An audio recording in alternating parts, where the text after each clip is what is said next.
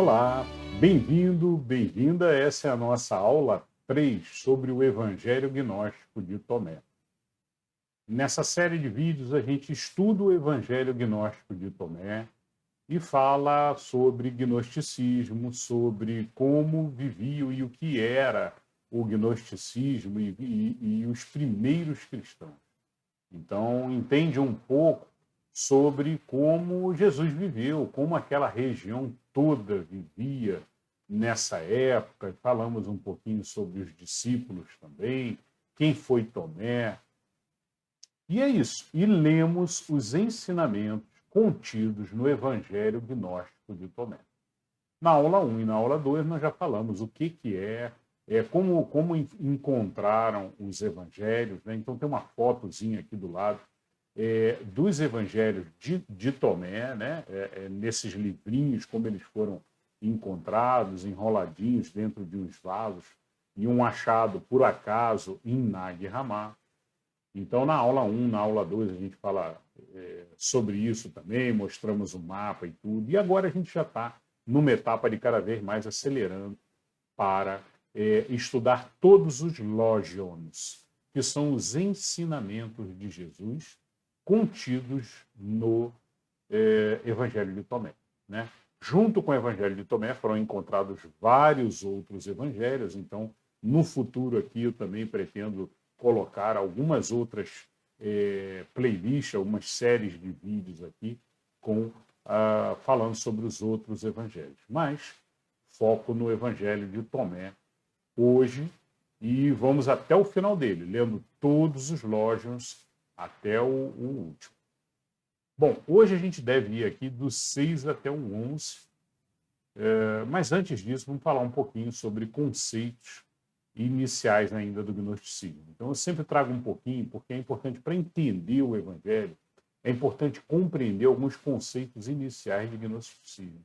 E aí eu sempre trago um pouquinho aqui para a gente estudar, compreender, e aí depois que a gente vai fazendo essa compreensão, vai ficando mais claro e a gente vai conseguindo compreender as palavras que estão escritas e muitas vezes de forma figurada, de forma simbólica ali, né? Num formato ali que tem que ser traduzido e compreendido com o que se vivia naquela época, com o que se acreditava naquela época, né? E os primeiros cristãos, que foram os gnósticos, naquela região. Em um vídeo futuro, eu vou trazer também um estudo sobre os gnósticos, né? Quais foram os grupos, por onde eles vieram, aonde eles estiveram, né? Mas nas próximas aulas, mais para frente um pouquinho. A gente precisa aprofundar um pouco nos conhecimentos básicos. E aí depois a gente vai aprofundando na história também do gnosticismo. Bom, muito bem, vamos falar então dos conceitos iniciais do gnosticismo e da época. Então, tem algumas curiosidades aqui, bom para contextualizar a gente, para a gente compreender como viviam naquela época, né? E a gente vai gradativamente aprofundando aí no gnosticismo, vou trazer em outras aulas mais para frente também, os primeiros cristãos gnósticos, em quais grupos se formaram, por quais regiões eles se distribuíram, né? E o que aconteceu com eles. Eu vou trazendo aos pouquinhos aqui esse conhecimento. Bom, existem outros evangelhos, diversos livros foram encontrados, mais de 60 livros foram encontrados em Nag Hammadi e nas cavernas do Mar Morto, que eram os dos essênios. Né? Então, também importantíssimo os livros dos essênios, porque estava ali naquela região ali da Judéia, né? Então estavam todos ali próximos de Jerusalém, onde estava realmente Jesus vivendo. Bom, e vou trazer muito mais conteúdo em outros evangelhos também, tá? Mas nosso foco aqui é ler o Evangelho de Tomé e é o que nós vamos fazer, lendo ele do início até o final. Deixe seu like, inscreva-se se você não está inscrito ainda e comente à vontade. Prometo responder na medida do possível. Então vamos lá. As curiosidades de hoje são sobre os discípulos. Dizem os historiadores que escolheram Mateus para substituir Judas Iscariote. Naturalmente, depois que Judas Iscariote os deixou, né, se afastou, depois de ter entregue Jesus e tudo, E aí Mateus recompôs o grupo dos 12, né, que seriam ali o grupo central de discípulos de Jesus. Lembrando que no grupo de Jesus seguiam mais de 70 discípulos que seguiam Jesus, né? Pessoas que, naturalmente, tinham um grupo principal, tinha um grupo intermediário, onde entravam ali até uns 30, mais ou menos, e depois você tinha o restante, que variava bastante, o grupo dos 70, né? Mas eram muitas pessoas que seguiam e iam atrás de Jesus, fora os que, quando ele chegava numa região, então, se juntavam, vinham da cidade para ouvi-lo, né? Segundo, Tiago, o justo, depois virou bispo de Jerusalém. E depois, Simeão, filho de Cópolas, sucedeu Tiago como bispo de Jerusalém. Então, uma curiosidade aqui, né? Outra, Dídimo Judas Tomé. É como muitas vezes a gente encontra dessa forma, assim, referenciando a Tomé, né? Ao que a gente chama de Tomé, né? Por causa disso.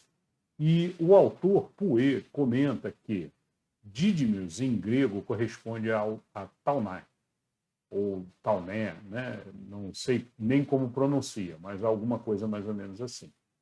E Tomé, em siríaco.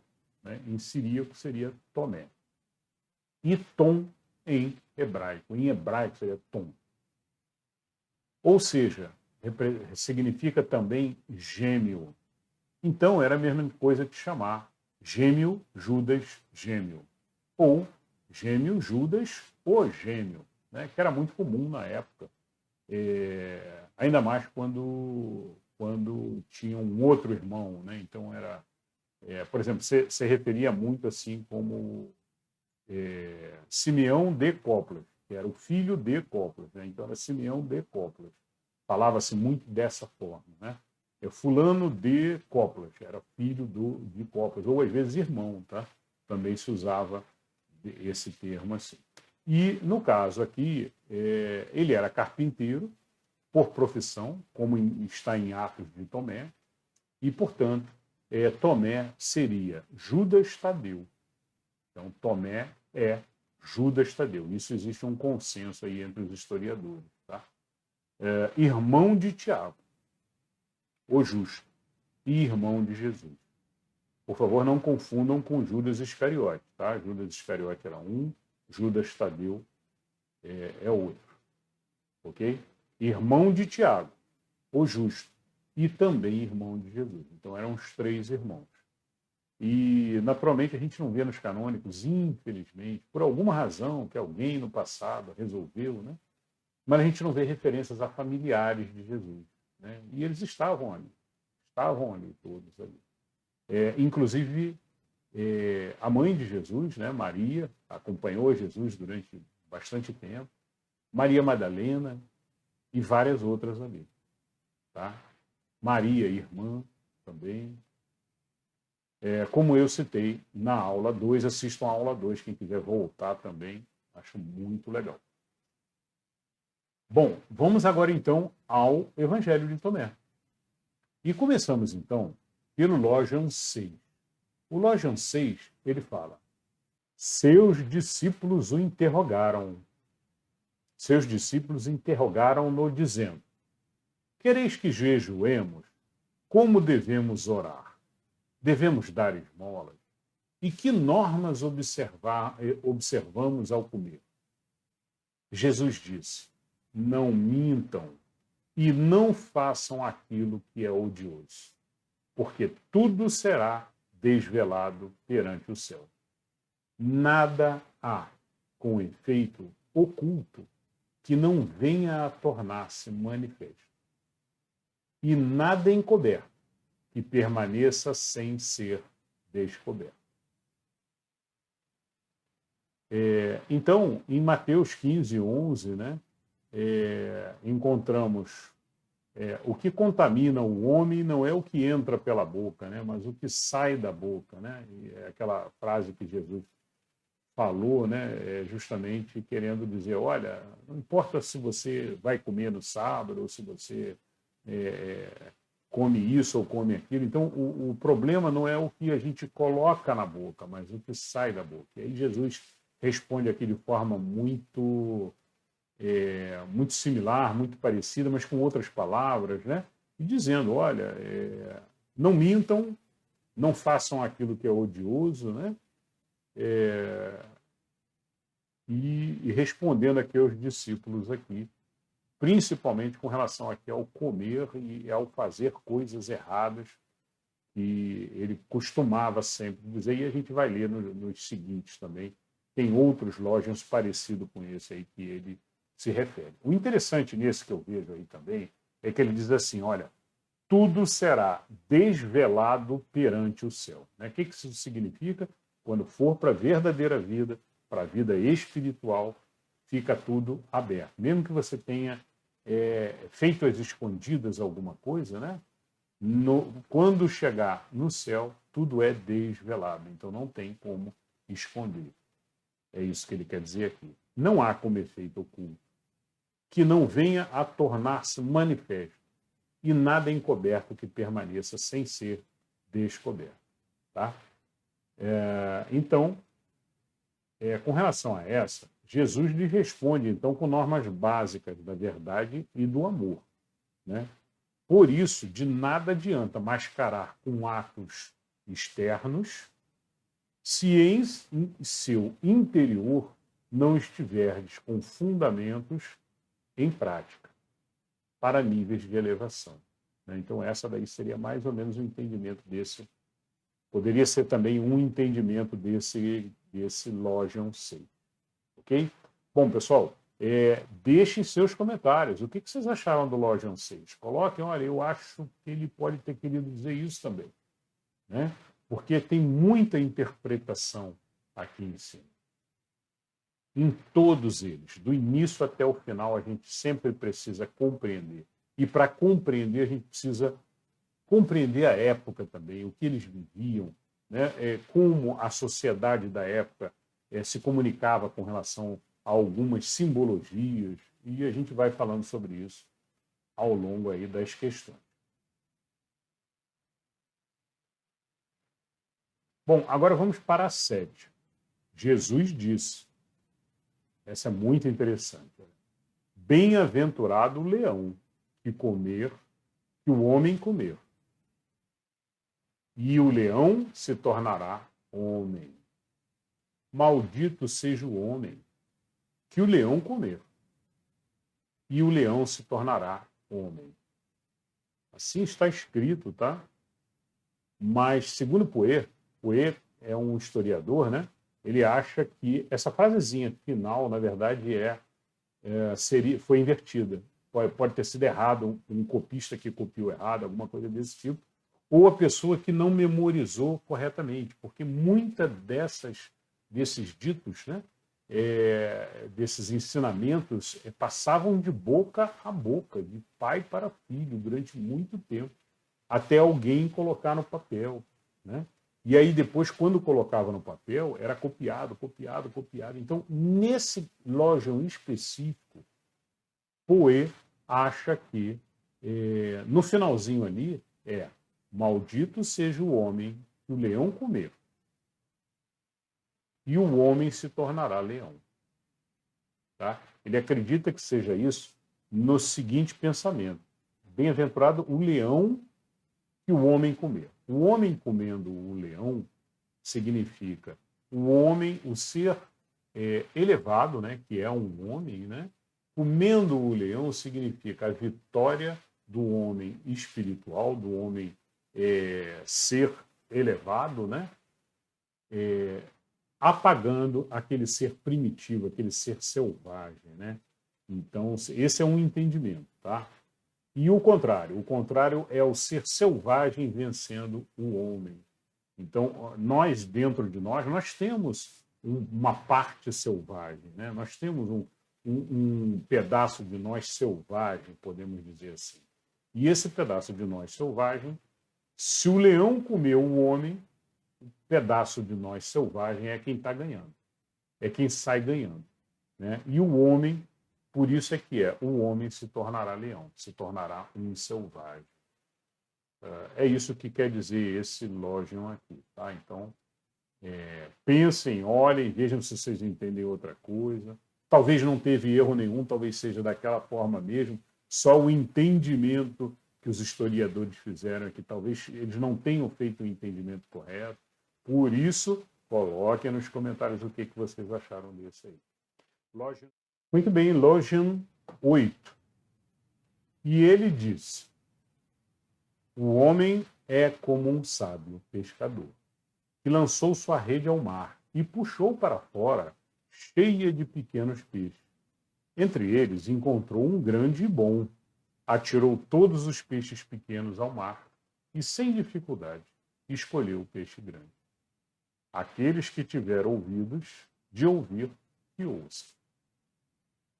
Bom, então o que acredita-se nesse texto é que seja um ensinamento que seria sobre a necessidade de hierarquizarmos o que realmente importa na vida, o que está realmente maduro para se colher e que se deve procurar. Semelhante encontramos também em Mateus, né? Mateus, no capítulo 13, versículo 47. Também encontramos um texto semelhante e parecido com esse aí.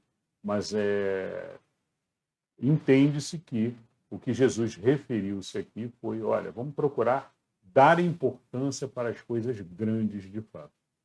Ele não estava falando de peixe, ele não estava falando de pescador, ele estava falando da gente prestar atenção para realmente o que é importante, o que é grande, e se escolher para dar o nosso foco naquilo que é grande, descartando todas as coisas que não prestam. Seria esse o entendimento do Logion 8. Logion 9 agora. Jesus disse: eis que o semeador saiu, encheu as mãos de semente e atirou as sementes. Algumas caíram no caminho, vieram os pássaros e as recolheram. Outras caíram sobre as rochas, e elas não soltaram suas raízes pela terra dentro, nem fizeram os brotos crescerem para o céu. E outras caíram entre os espinhos, que sufocaram as sementes, e os vermes as comeram. E outras caíram em terra boa, e produziram bons frutos lá em cima. Ela produziu 60 por medida e 120 por medida. Muito bem. Então, esse daí, a redação é muito semelhante à da mesma parábola que tem nos canônicos, né? Então, nós temos uma parábola muito semelhante nos canônicos, e isso acontece muitas vezes aqui, né? Da gente encontrar semelhança, às vezes com palavras um pouco diferentes e tudo, né? Mas ocorre de encontrarmos aqui muito semelhantes lá nos canônicos também. O conhecimento é distribuído, então refere-se a conhecimento, né? O conhecimento é distribuído pelos missionários divinos, semeadores, mas o aproveitamento depende de cada um. Então, você distribui, é papel de quem está fazendo a semeadura, né? Agora, se vai cair num local bom ou não, muitas vezes quem está distribuindo, quem está semeando, não tem como julgar. Então, cabe a cada um fazer a sua parte, né? Aceitar aquela semente e aí se erguer para o céu, como ele comenta ali. Que os brotos cresçam para o céu. Tá bom? Logion 10. Jesus disse: lancei o fogo sobre o mundo, e eis que observo, até que esteja em chamas. Então, quem olha esse daí, então, que não conhece o contexto do que é o fogo, né, para aquela época, né? O fogo significa, para os essênios, para o gnosticismo, de uma maneira geral, o fogo é a purificação espiritual. Então, quando fala lancei o fogo sobre o mundo, lancei uma purificação espiritual sobre o mundo. E eis que observo até que esteja em chamas, né? Ou seja, o desejo é que esteja tudo em chamas. E que chamas é essa? É pegar fogo? É as casas pegando fogo? Não, não é, pessoal. É isso que temos que entender. O que Jesus se refere aqui é o fogo de purificação espiritual. E isso era comum entre os gnósticos. Os essênios falavam isso, diziam, olha, a água, quando você pega para estudar os essênios, né, dizem que Jesus esteve com os essênios. Né? João Batista é certo, pelos estudos feitos, João Batista esteve entre os essênios, ensinou entre os essênios ali de Qumran, né? E João, que não é o João Batista, é o João apóstolo, né? Ele também esteve, foi discípulo de João Batista, inclusive, né? E também esteve lá, nesse grupo dos essênios. Agora, Jesus ainda existe uma discussão. Mas por que eu estou falando isso? Porque os essênios, por exemplo, essa linguagem do fogo como purificação espiritual era comum. Eles lidavam com a água, era para o batismo material. Os essênios classificavam em 3 grupos de seres. Os seres materiais, que eram aqueles seres básicos, que estavam muito ligados à matéria, que não acreditavam em nada, que não queriam saber de espiritualidade, de oração, de nada. Esses eram os seres básicos, os seres materiais, né? Esses aí eram matéria. Existiam os seres intermediários, que eram os seres que estavam ali meio que se espiritualizando, mas ainda muito apegados ainda na matéria, muito ainda necessitados da matéria, mas já com algumas intenções, com orações, eventualmente faziam orações e tudo. Então eram espíritos que estavam ali intermediários, seres ali intermediários, né? E existiam os seres num nível mais elevado. Esses eram chamados de filhos do homem, era uma forma como eles se expressavam. Ou também chamavam seres perfeitos. Esses são seres perfeitos, porque atingiram um nível máximo ali. Então, como os essênios chamavam, seres perfeitos e tal, e seres já totalmente espiritualizados, né?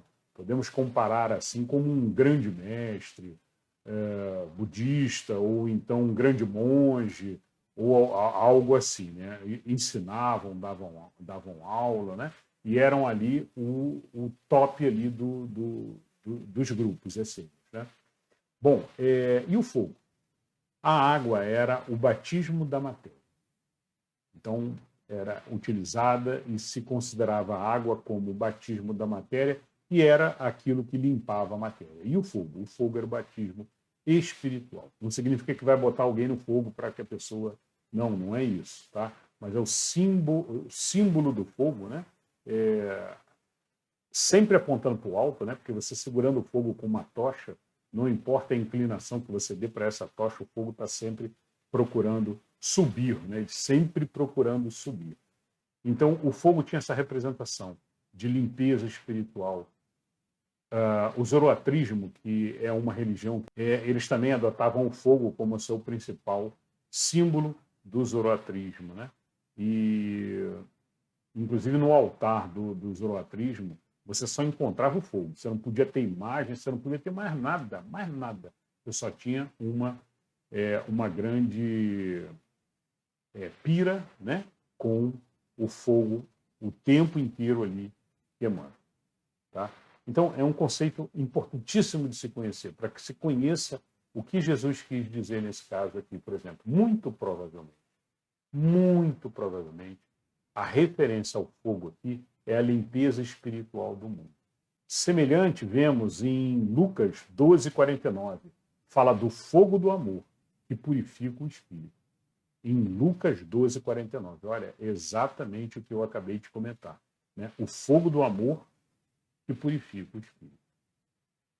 Como também do conflito da própria doutrina de Jesus, em choque com as demais já existentes, tá? Eu não acredito que Jesus tenha se referido a isso. Pessoalmente, eu estou lendo aqui um texto aqui de um autor e ele comenta, olha, também pode ser que seja referente ao choque das doutrinas, né? Mas duvido. Tem toda a referência aqui que seja o fogo do amor, o fogo da purificação, como comentado aqui também em Lucas 12, 49, capítulo 12, versículo 49. Tá? Temos também referência nos Logian 10, 16, nós estamos no 9, vamos ver no 10 agora aqui embaixo, ó, sobre o fogo. 10, 16, 58 e 69. Né? O 10 é esse que a gente leu, melhor corrigindo. Mas vamos ver mais para frente, no 16, no 58 e no 69, também referências ao fogo. Afastar-se da purificação do fogo, do embate para chegar ao reino de Jesus, caracteriza como estado de embriaguez, cegueira, ignorância, inconsciência. Tá? Então é um comentário aqui também que fala o seguinte, olha, você se afastasse da purificação do fogo, no embate para chegar ao reino de Jesus, né? Ou seja, estou me afastando do fogo, né? Significa características de um estado de embriaguez, de cegueira, né? E nós vamos ver lojas mais para frente que comentam exatamente sobre isso aqui. Tá? Muito bem. Esse é muito bonito, esse do fogo, eu acho, pessoalmente. Bom, agora vamos falar do Logian 11. Jesus disse, este céu passará, e também aquele que está por cima deste. Os mortos não estão vivos, e os vivos não morrerão. Ao mesmo tempo em que vocês comiam o que estava morto, tornavam-no vivo. Quando se encontrarem na luz, que farão? Quando eram um, vocês se tornaram dois. Mas quando se tornarem dois, que farão? Então, um Logian complicado, difícil de fazer a compreensão, né? A minha compreensão. Este céu passará e também aquele que está por cima deste. Os mortos não estão vivos. E os vivos não... Os mortos não estão vivos. E os vivos não morrerão. O que ele chama de vivos aqui, né? Os mortos quem são? São os que estão aqui encarnados. Era um outro conceito que para essa época era comum. Jesus falava isso sempre falou isso. Né? Meu reino não é deste mundo. Jesus falava também, deixai que os mortos emperrem os mortos. Então, nos canônicos, a gente vê várias frases desse tipo, referenciando o quê? Referenciando, ó, quem está aqui encarnado está morto, é considerado como morto. Ou em embriaguez, sonolência, completamente, não é a vida. Aqui não é a vida. Onde é a vida? No mundo espiritual. E é isso que se refere aqui. Os mortos não estão vivos. Os que estão aqui não estão vivos, como vocês acham. E os vivos que estão lá em cima, que é onde é a vida eterna, né, onde temos a vida eterna, os vivos não morrerão. Ao mesmo tempo em que vocês comiam o que estava morto, tornavam-no vivo. Por quê? Porque o ser morto, né, seja um animal ou o que for, sobe e vai para o reino dos vivos. Quando se encontrarem na luz, que farão? Então, me parece aqui que ele fala também de comer o que está morto, né? Ou seja, de um ser se alimentar do outro. Parece que Jesus também faz uma referência a isso aqui. Quando se encontra, lembrando que os essênios eram vegetarianos, tá? E muitos gnósticos daquela região também eram. Quando se encontrarem na luz, que farão? Quando se encontrarem na luz é quando voltarem para o céu, né? Para o pleroma, para o céu no nível mais elevado, né? Este céu passará e aquele que está por cima também passará. Isso mostra os vários céus, né, que existem no gnosticismo, existe no judaísmo também, né? Na Cabala você encontra também, a Cabala judaica também, você encontra lá os níveis que você tem que passar até chegar na luz, no pleroma, na camada de Deus, né? E voltar a ser um com Deus. Muito bem, e aqui embaixo ó, ele fala, quando eram um, vocês se tornaram dois. O que isso significa? Significa que tem duas opções, tá? Alguns historiadores falam, o gnosticismo acredita que nós nos separamos de Deus. Nós nos separamos de Deus. Então, nós éramos um com Deus e nós nos separamos e aí nos tornamos separados de Deus, ou seja, tornamos dois, talvez, aqui. Seria um entendimento, tá?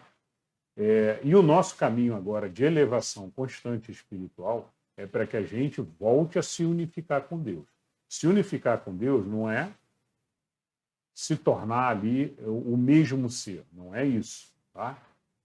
Seria elevar-se até chegar num nível em que a gente fique na mesma vibração em união com Deus, né? num mundo de união ali, como Jesus falava, eu sou um com Deus.